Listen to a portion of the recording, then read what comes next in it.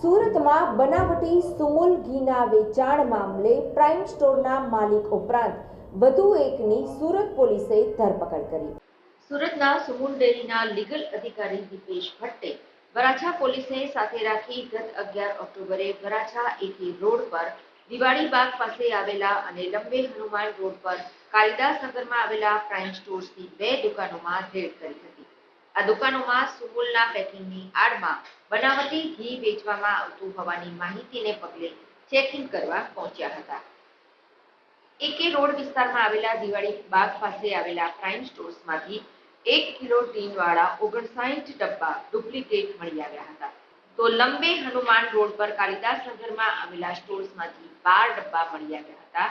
44,730ની કિંમતનું બનાવટી ઘી મળી આવતા વરાછા પોલીસે ગુનો નોંધ્યો હતો। પોલીસે આ ગુનામાં આ સુપર સ્ટોર્સના માલિક દિનેશ ધીરુભાઈ માંગરોલાની 14 ઓક્ટોબરના રોજ ધરપકડ કરી પોલીસ મથકમાંથી જ જામીન મુક્ત કર્યા હતા। આ બનાવટી ઘીના ડબ્બા તેને નિલેશ સાવલિયા આપતો હોવાનું જણાવ્યું હતું, જેથી તે સમયે પોલીસે નિલેશને વોન્ટેડ જાહેર કર્યો। ત્યારે પોલીસે બાતમીના આધારે નિલેશભાઈ મગનભાઈ સાવલિયાની ધરપકડ કરી કાયદેસરની કાર્યવાહી હાથ ધરી છે। વરાછા પોલીસે નિલેશની ધરપકડ કરીને પૂછપરછ હાથ ધરી છે, જેમાં મુખ્યત્વે આ નકલી ઘી કેવી રીતે બનાવતા હતા અને અત્યાર સુધીમાં કેટલું વેચાણ કર્યું છે તે અંગે પણ પૂછપરછ કરવામાં આવી રહી છે।